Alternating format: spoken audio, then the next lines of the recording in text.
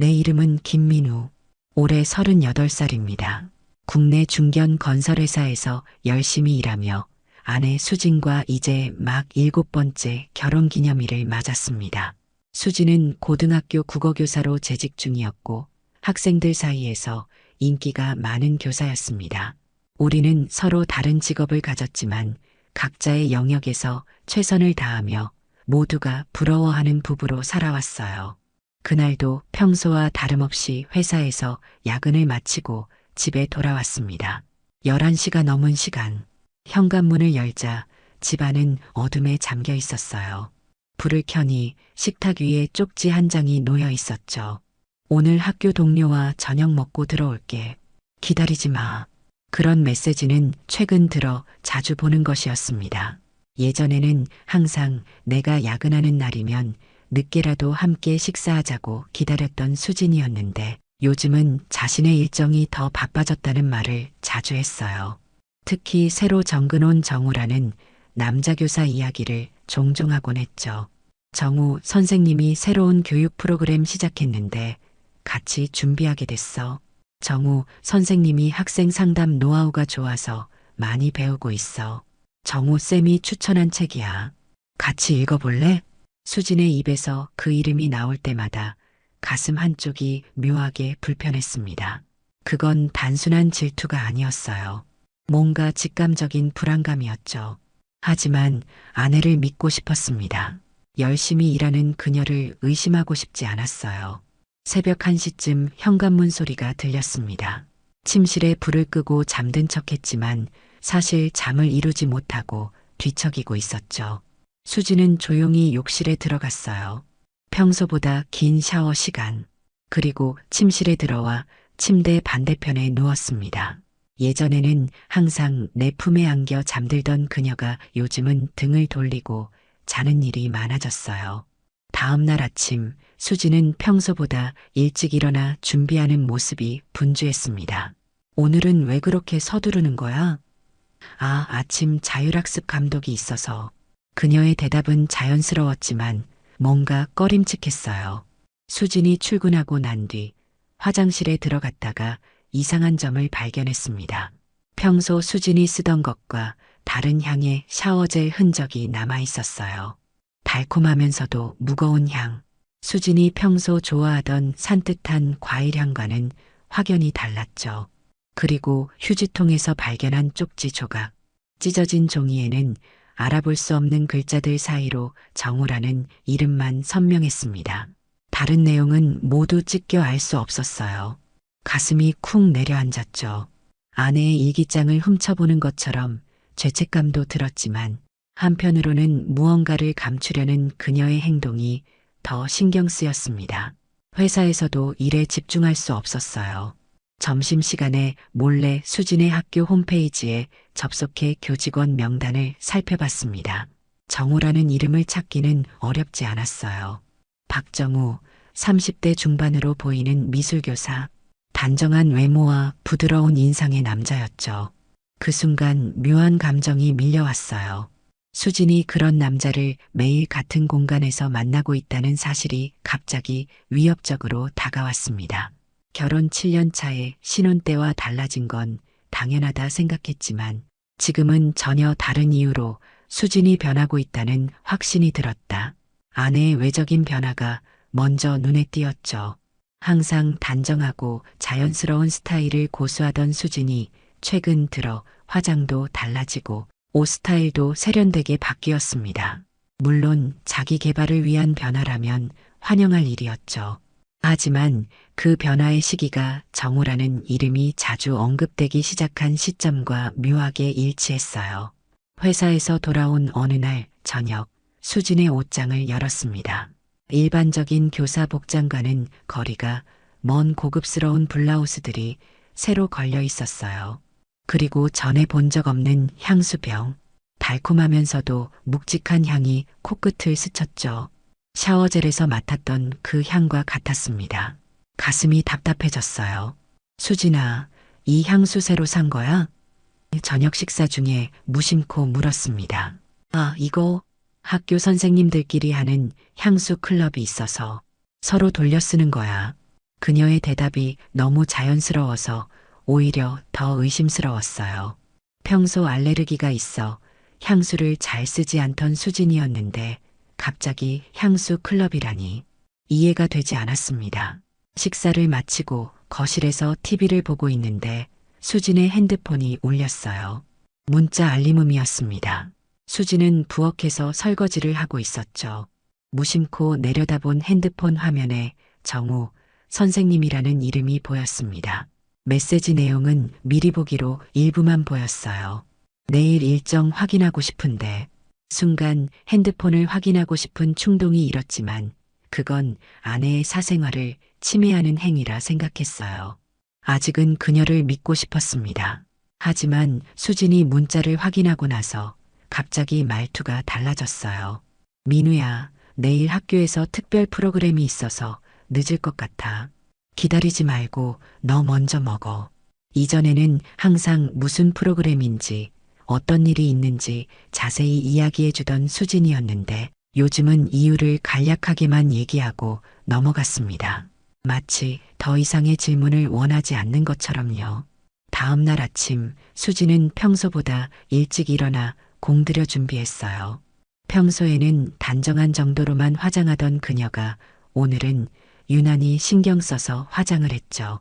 그리고 옷장에서 새로 산 블라우스를 꺼내 입었습니다. 오늘 뭐 특별한 일 있어? 아니, 그냥 학교 공개 수업이 있어서. 또 다시 짧은 대답. 더 이상 물어보기가 어색해졌어요. 수진이 출근하고 난 후 문득 궁금증이 들어 학교 홈페이지를 확인했습니다. 오늘 공개 수업 일정은 없었어요.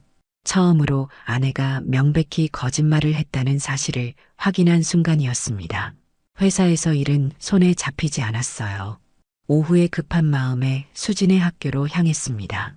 정문에서 경비 아저씨에게 수진의 남편이라고 소개하며 그녀를 잠깐 만나고 싶다고 했죠. 그런데 경비 아저씨의 말이 의아했습니다. 김수진 선생님은 오늘 외부 연수로 학교에 안 계신데요. 순간 머릿속이 하얘졌어요. 공개 수업도 없고 학교에도 없다니. 수진은 도대체 어디에 있는 걸까? 밤늦게 집에 돌아온 수진에게 바로 물어보고 싶었지만 확실한 증거 없이 의심만 하는 건 우리 관계만 악화시킬 뿐이라고 생각했습니다. 하지만 그날 이후로 수진을 몰래 살피기 시작했어요. 핸드폰은 항상 무음 모드였고 자리를 비울 때면 늘 가지고 다녔습니다. 카카오톡이나 문자가 오면 화면을 저에게서 살짝 돌려 확인하는 버릇도 생겼어요. 이전에는 없던 행동들이었죠. 또한 주말에 학교 일로 나간다며 외출하는 횟수가 늘었습니다. 평소 주말에는 집에서 쉬는 것을 좋아하던 수진이었는데 갑자기 바빠진 것이 이상했어요. 한 번은 용기를 내어 물어봤습니다. 수진아, 요즘 많이 바쁜 것 같은데 무슨 일 있어? 아니, 그냥 학교 일이 많아서. 신경 쓰지 마. 그녀의 대답은 짧고 건조했어요. 더 이상 예전처럼 학교에서 있었던 일들을 즐겁게 이야기해 주지 않았습니다. 마치 그 공간에서의 일들을 나와 공유하고 싶지 않은 것처럼요. 그리고 무엇보다 불안했던 건 수진의 눈빛이었어요. 나를 똑바로 바라보지 않는 눈. 어딘가 다른 곳을 향하는 듯한 그 눈빛에서 우리 사이의 거리가 더욱 멀어짐을 느꼈습니다. 어느 금요일 오후 일이 일찍 끝나 예고 없이 수진의 학교를 찾아갔다. 시간은 5시 반, 대부분의 수업이 끝나고 학생들이 하나둘 하교하는 시간이었습니다. 운동장을 지나 본관으로 향하는데 한 여학생이 내게 말을 걸었어요. 저기 찾으시는 분 있으세요? 아, 김수진 선생님을 찾고 있어요. 어디 계신지 아세요? 수진 쌤이요? 미술실에 계실 거예요. 정호 쌤이랑 같이요. 그 말을 듣는 순간 가슴이 쿵 내려앉았습니다. 평소 같았으면 그냥 감사하다고 하고 가볍게 넘어갔을 대화였지만 지금의 나는 정호라는 이름에 예민하게 반응했어요. 학생의 안내를 받아 3층 미술실로 향했습니다. 복도 끝 미술실 문이 살짝 열려 있었어요. 소리 없이 다가가는데 웃음소리가 들렸습니다. 수진의 웃음소리. 오랫동안 듣지 못했던 해맑고 밝은 그 웃음소리였죠. 순간 발걸음이 멈췄어요. 정우 씨, 진짜 웃겨요. 그런 학생이 어디 있어요? 진짜예요, 수진 씨. 그 애가 그렇게 말했다니까요. 문틈으로 보이는 광경. 미술 도구들이 놓인 테이블 앞에 수진과 정우가 나란히 앉아 있었어요. 두 사람 사이의 거리는 생각보다 가까웠습니다. 정우가 수진의 어깨에 손을 올리는 모습이 보였어요. 너무 자연스러운 스킨십, 마치 오랫동안 해왔던 것처럼요. 아, 맞다. 이거 보세요. 제가 요즘 시도하고 있는 기법인데, 정우가 스케치북을 펼쳐 보여주면서 수진에게 더 가까이 다가갔습니다. 두 사람의 얼굴이 가까워졌어요. 그리고 그 순간 정우가 수진의 머리카락을 귀 뒤로 넘겨주는 모습을 보았습니다. 너무나 다정한 손길이었어요. 그건 단순한 동료 사이에서 볼 수 있는 행동이 아니었죠. 심장이 빠르게 뛰었습니다. 숨이 막혔어요. 그 순간 복도 끝에서 학생들의 발소리가 들렸고 나는 반사적으로 뒤로 물러섰습니다. 화장실로 도망치듯 들어가 한참을 서 있었어요.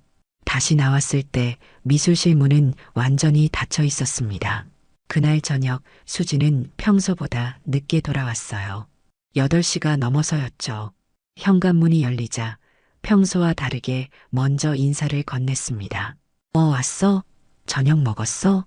수지는 약간 놀란 표정이었지만 이내 자연스럽게 대답했어요.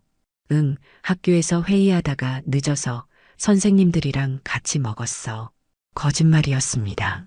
수진의 얼굴에 미술 물감 자국이 희미하게 남아 있었어요. 회의를 하다가 물감이 묻을 리는 없었죠. 정우와 함께 미술 작업을 했다는 증거였습니다.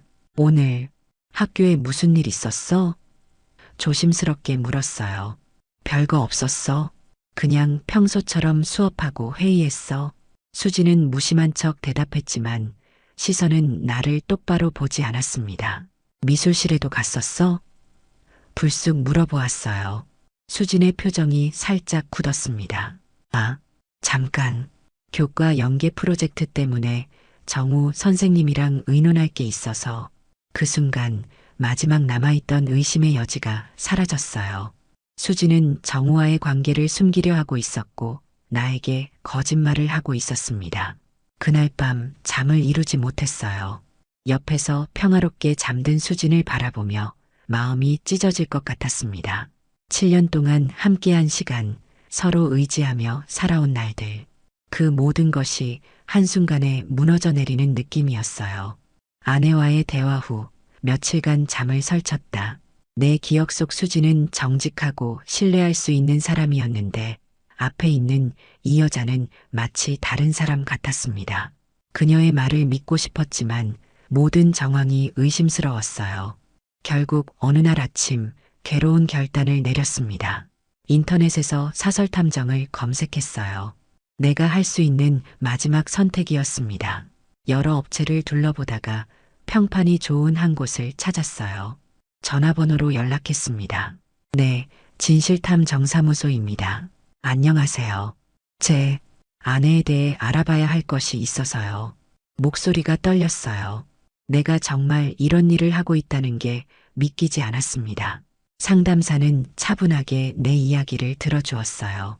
수진과 정우의 관계, 최근 변화된 수진의 행동들. 말을 할수록 가슴이 아팠지만 확실한 진실을 알고 싶었습니다. 내 상황 이해했습니다. 기본적으로 일주일 정도 조사가 필요할 것 같습니다. 비용은 생각보다 고액이었지만 중요한 건 돈이 아니었어요. 진실이었습니다. 다음 날 만나기로 약속하고 전화를 끊었어요. 그리고 사무실을 찾아가 자세한 상담을 받았습니다. 김민우님, 이런 경우 대부분은 의심이 맞는 경우가 많습니다. 하지만 오해일 가능성도 있으니 확실한 증거를 수집해드리겠습니다. 탐정은 중년의 차분한 남성이었어요. 묵직한 목소리로 말을 이어갔습니다.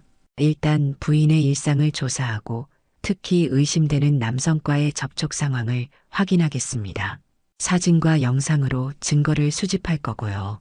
학교 내부는 들어갈 수 없지만 외부에서의 만남은 확실히 포착할 수 있습니다. 계약서에 서명하고 나오는 길, 마음이 무거웠어요. 이제 돌이킬 수 없는 강을 건너고 있다는 느낌이었습니다. 하지만 이미 시작된 의심의 불씨는 확실한 증거 없이는 꺼질 수 없었어요. 사흘 후 첫 보고를 받았습니다. 탐정은 차 안에서 나를 만나 노트북을 펼쳤어요. 김민우님, 일단 기본적인 조사 결과를 보여드리겠습니다. 화면에 나타난 사진들, 수진이 학교 정문에서 나오는 모습, 그리고 그 뒤를 따라 나오는 정우, 두 사람이 함께 걸어가는 모습, 이건 아직 동료 사이에서 있을 수 있는 광경이었습니다. 이건 월요일 오후 4시 반경입니다. 부인께서 퇴근하시고 박정우 씨와 함께 나왔어요. 두 분이 함께 카페로 향했습니다. 다음 사진. 카페 안에서 마주보며 웃고 있는 두 사람. 테이블 위로 수진의 손과 정우의 손이 맞닿아 있었어요. 동료 이상의 친밀함이 느껴지는 순간이었습니다. 이건 화요일 저녁입니다. 부인께서 회의라고 말씀하셨다고 하셨죠? 실제로는 박정우 씨와 함께 도심 외곽의 이탈리안 레스토랑에 있었습니다. 고급스러운 레스토랑 입구에서 나란히 서 있는 두 사람. 정우가 수진의 허리에 손을 올리고 있는 모습이 선명했어요. 가슴이 무너져 내렸습니다. 그리고 이건 어제 목요일 오후입니다. 탐정이 보여준 영상. 수진과 정우가 교회의 한 카페 테라스에 앉아 있었어요. 정우가 수진의 손을 잡고 그녀의 얼굴을 쓰다듬는 모습이 있었습니다. 수진은 그의 손길을 거부하지 않았어요. 오히려 행복해 보였습니다. 영상 속에서 수진이 웃는 모습은 오랫동안 내게 보여주지 않았던 그 표정이었어요. 김민우님, 이 정도면 정서적 외도는 확실해 보입니다. 하지만 물리적 외도의 증거는 아직 없습니다. 좀 더 조사가 필요합니다. 그로부터 일주일 후 탐정에게서 긴급한 연락이 왔다. 나는 분명 도쿄로 이틀간 출장을 떠난다고 했고 그 사실을 수진에게도 알렸습니다. 하지만 실제로는 출장을 미뤄둔 상태였어요. 탐정은 이 상황이 결정적인 증거를 얻을 기회라고 판단했던 것이죠. 김민우님, 아무래도 오늘 중요한 일이 벌어질 것 같습니다. 부인께서 오후에 박정우 씨와 함께 쇼핑하는 모습이 목격됐고 둘이 함께 집 근처로 향하고 있습니다. 심장이 거칠게 뛰었어요. 내가 없는 집에 그 남자를 데려온다니. 머릿속이 하얘졌지만 냉정함을 유지하려 노력했습니다. 이건 결정적인 증거를 잡을 수 있는 기회였어요. 어떻게 해야 할까요? 저희가 미리 당신 집 주변에 감시 카메라를 설치했습니다. 출입구와 거실을 촬영할 수 있습니다. 물론 법적으로 문제되지 않는 범위 내에서요. 탐정의 말에 약간 놀랐지만 이미 돌이킬 수 없는 상황이었습니다. 그는 호텔 한 곳을 알려주며 거기서 기다리라고 했어요. 내 집에서 불과 몇 블록 떨어진 곳이었습니다. 호텔 방에 도착하자 탐정은 노트북을 펼쳤습니다. 화면에는 우리 집 현관과 거실이 보였어요. 가슴이 철렁했습니다. 내 집이 이렇게 감시되고 있다는 사실이 비현실적으로 느껴졌어요. 곧 도착할 것 같습니다. 준비하세요. 말이 끝나기도 전에 현관문이 열렸습니다. 수진이 먼저 들어왔고 그 뒤로 정우가 따라 들어왔어요. 두 사람은 쇼핑백을 들고 있었습니다. 와, 드디어 당신 집 구경하네요. 정우의 목소리가 스피커를 통해 들려왔습니다. 생각보다 넓고 좋네요. 남편이 내일까지 도쿄 출장이니까 편하게 있어도 돼요. 수진의 대답, 가슴이 찢어지는 것 같았어요. 내가 없는 사이 그들은 이렇게 자연스럽게 우리 집을 공유하고 있었습니다. 수진은 주방으로 가서 와인을 꺼냈고 두 사람은 내가 수진과 함께 앉곤 했던 소파에 나란히 앉았어요. 정말 미안해요. 이렇게 숨어서 만나야 해서. 수진이 말했습니다. 괜찮아요. 나도 이해해요. 하지만 언제까지 이렇게 숨어야 할까요? 화면 속 수진은 잠시 생각에 잠기는 듯 했습니다. 그리고 말했어요. 곧 말할 거예요. 더 이상 이렇게 살 수 없으니까. 그 말을 듣는 순간 온몸에 전율이 흘렀습니다.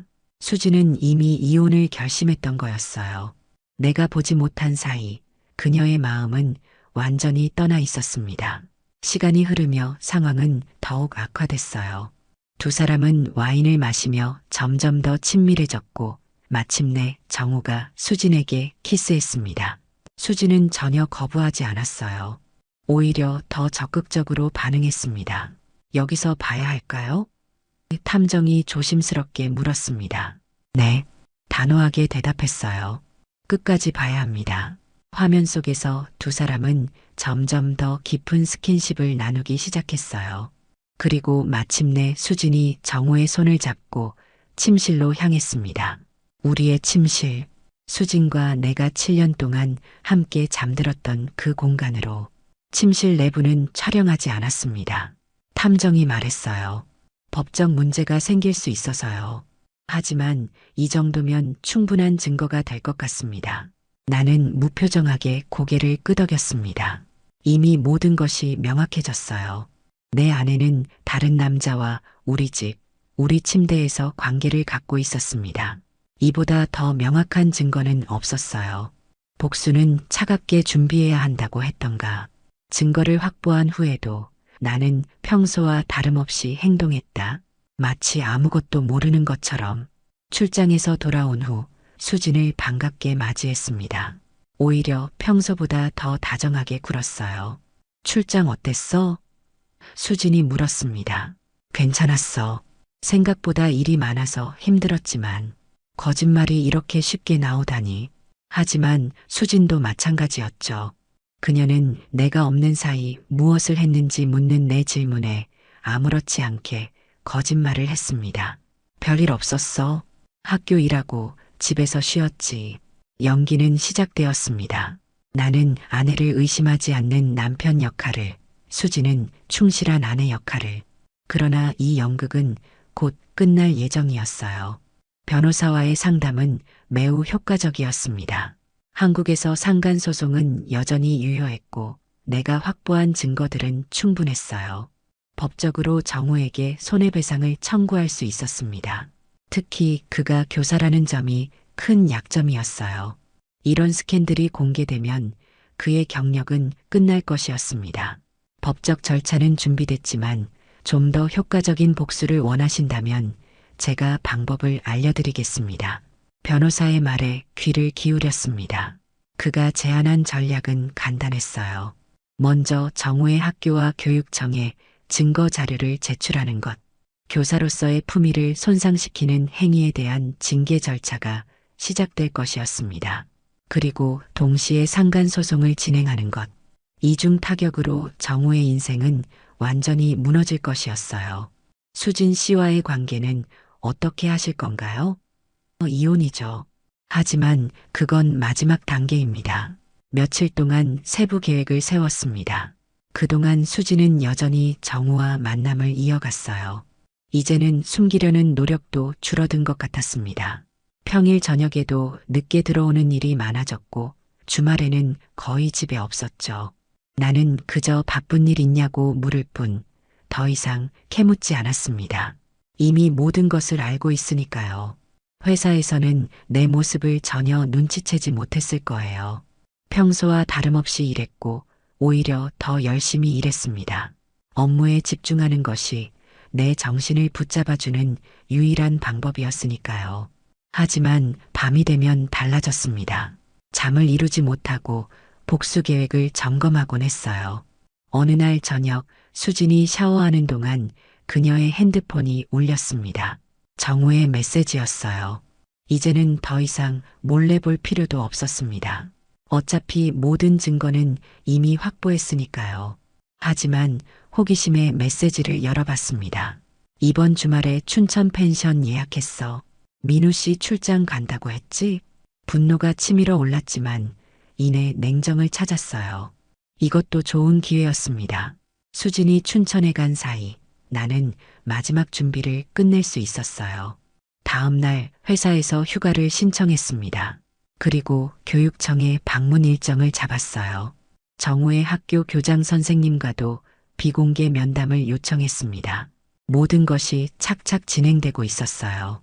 집에 돌아오니 수진이 저녁을 준비하고 있었습니다. 무언가 들뜬 표정이었어요. 민우야, 이번 주말에 친구들이랑 여행 가기로 했어. 괜찮지? 어디 가는데? 강원도 쪽? 오랜만에 여자들끼리 놀러 가려고. 또다시 거짓말이었습니다. 눈 하나 깜빡이지 않고 거짓말을 하는 수진을 보며 느꼈어요. 이 여자는 더 이상 내가 알던 그 사람이 아니라는 것을. 그래, 잘 다녀와. 나도 이번 주말에 출장이야. 도쿄로. 수진의 표정이 더욱 밝아졌습니다. 두 번째 도쿄 출장이라 의아해하지 않을까 걱정했는데 그녀는 전혀 신경 쓰지 않는 것 같았어요. 아마 너무 자신의 계획에 들떠 있었던 거겠죠. 토요일 아침 8시 나는 깔끔한 정장 차림으로 교육청을 방문했다. 앞으로 벌어질 일들이 가슴을 짓눌렀지만 내 표정은 담담했어요. 교육청 민원실에서 잠시 기다리다가 담당 장학사를 만났습니다. 안녕하세요, 김민우 씨. 전화로 말씀하신 건에 대해 자세히 듣고 싶습니다. 장학사에게 준비한 서류 봉투를 건넸어요. 안에는 탐정이 찍은 사진들과 영상, 그리고 법적 자문 내용이 정리되어 있었습니다. 이 자료들을 확인해 주시면 이해가 빠르실 겁니다. 장학사는 서류를 열어 내용을 확인했고 순간 표정이 굳었습니다. 특히 영상 캡처 부분에서는 눈을 피하기도 했어요. 교사가 기혼 여성과 불륜 관계를 맺고 있다는 증거는 너무나 명백했습니다. 이건 정말 심각한 문제군요. 박정우 교사에 대한 징계 절차를 즉시 시작하겠습니다. 이어서 정우의 학교 교장실로 향했어요. 이미 예약된 면담이었기에 교장 선생님은 나를 기다리고 있었습니다. 그에게도 같은 자료를 보여줬고 반응은 비슷했습니다. 김민우 씨, 정말 유감스러운 일입니다. 우리 학교 교사가 이런 행동을 했다니 믿기 어렵네요. 교장 선생님은 이 문제를 비공개로 처리하고 싶어 했지만 내 계획은 달랐습니다. 교장 선생님, 전 이 사실이 공개되길 원합니다. 학생들의 인성 교육을 담당하는 교사가 이런 행동을 했다는 사실을 학부모들도 알아야 한다고 생각합니다. 어려운 요청이었지만 교장 선생님은 결국 동의할 수밖에 없었어요. 불륜 사실이 알려진다면 학교 평판에 타격이 있겠지만 은폐했다가 나중에 폭로되면 더 큰 문제가 될 수 있었으니까요. 그날 오후 학교 긴급 교직원 회의가 소집되었습니다. 정우는 아무것도 모른 채 그 자리에 참석했을 거예요. 그리고 거기서 모든 사실이 공개되었습니다. 교장 선생님으로부터 징계 절차가 시작되었다는 통보를 받는 순간 정우의 표정이 어땠을지 상상해 봤어요. 한편 수진에게는 아무런 연락도 하지 않았습니다. 그녀는 지금쯤 정우와 함께 춘천 펜션에서 행복한 시간을 보내고 있겠죠. 그런데 정우의 전화가 울리겠죠. 학교에서 긴급하게 돌아오라는. 그들의 완벽한 주말이 어떻게 무너지는지 상상하니 묘한 카타르시스가 느껴졌습니다. 그날 저녁 변호사와 함께 상간소송 서류를 최종 점검했어요. 민사소송을 시작하면 더 이상 뒤로 물러설 수 없었습니다. 모든 것이 공개되고 언론에도 알려질 가능성이 컸죠. 하지만 이미 마음을 굳혔습니다. 서류는 완벽합니다. 월요일 아침에 접수하면 법적 절차가 시작될 겁니다. 다음 날 아침 예상대로 수진에게서 전화가 왔습니다. 그녀의 목소리는 떨리고 있었어요. 민우야, 갑자기 급한 일이 생겼어. 오늘 일찍 돌아갈 것 같아. 무슨 일인데? 그냥 친구가 갑자기 아파서. 또다시 거짓말이었습니다. 아마도 정우의 상황을 전해 듣고 당황한 모양이었어요.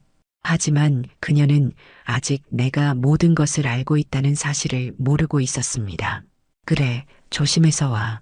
저녁에 수진이 귀가했을 때 그녀의 얼굴은 창백했습니다. 뭔가 큰 일이 벌어졌다는 것을 알지만 내게 말할 수 없어 고민하는 표정이었어요. 나는 마치 아무것도 모르는 것처럼 평소와 다름없이 행동했습니다. 첫 재판날 법원 앞에서 수진과 마주쳤다. 그녀는 지난 일주일 동안 놀라울 정도로 야위어 있었어요. 눈가는 퀭하고 피부는 창백했습니다. 내가 이렇게까지 할 줄은 예상하지 못했던 모양이었죠. 그녀의 눈에는 두려움과 후회가 가득했습니다. 민우야, 이러지 마. 우리 대화로 해결할 수 있잖아. 수진이 내 팔을 잡으며 애원했지만 차갑게 뿌리쳤어요. 대화? 그동안 얼마나 거짓말을 했는데 이제 와서 무슨 대화? 재판장 안으로 들어가는데 수진이 내 앞을 막아섰습니다. 그리고 갑자기 무릎을 꿇었어요. 제발 정우 씨한테 이러지 마. 모든 건 내 잘못이야. 내가 먼저 유혹했어.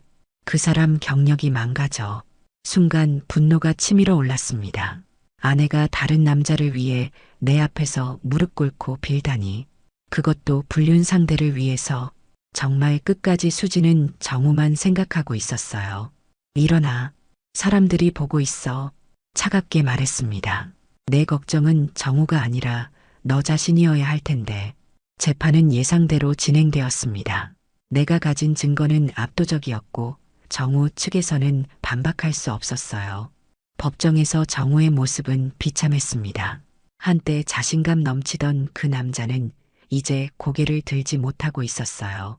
직업도 명예도 잃고 이제는 거액의 손해배상금까지 물게 생겼으니까요. 재판이 끝나고 법원을 나서는데 수진이 다시 다가왔습니다. 민우야, 우리 좀 얘기해봐요. 내가 잘못했어. 용서해줘. 그녀의 목소리에는 진심이 담겨 있었습니다. 하지만 이미 늦었어요. 너무 많은 거짓말과 배신을 겪었고 마음은 완전히 식어버렸습니다. 수진아, 난 널 사랑했어. 7년 동안 진심으로. 하지만 넌 그 모든 걸 짓밟았어. 알아. 정말 미안해. 잠깐 정신이 혼미했던 거야. 다시 시작할 수 있잖아. 고개를 저었습니다. 안 돼. 이미 끝났어. 다음 주에 이혼 서류가 준비될 거야. 변호사가 연락할 거니까. 수진의 얼굴이 하얗게 변했습니다. 그제야 내가 정말 돌이킬 수 없는 결심을 했다는 것을 깨달은 모양이었어요. 이혼, 그렇게까지 할 필요가 있어? 우리 그동안 그 추억들은 네가 다 버렸잖아. 다시는 예전으로 돌아갈 수 없어. 변호사가 내게 다가와 귓속말로 재판 결과를 전했습니다. 정우에게 상당한 금액의 손해배상 판결이 내려졌고 교육청에서는 정우의 교사 자격 박탈을 검토 중이라고 했어요.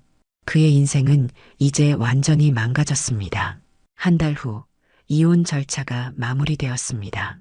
재산 분할에서도 수진에게 불리한 판결이 내려졌어요. 부정행위가 명백했으니까요. 수진은 우리가 함께 살던 아파트에서 나왔고 어디로 갔는지 알 수 없었습니다. 관심도 없었어요. 정우는 결국 교사 자격을 잃었고 손해배상금 때문에 경제적으로도 큰 타격을 입었다고 들었습니다. 그가 어떻게 지내는지, 수진과는 여전히 관계를 유지하는지 이제는 관심이 없었어요. 그들의 관계가 고통과 후회 속에서 갈라지길 바랄 뿐이었습니다.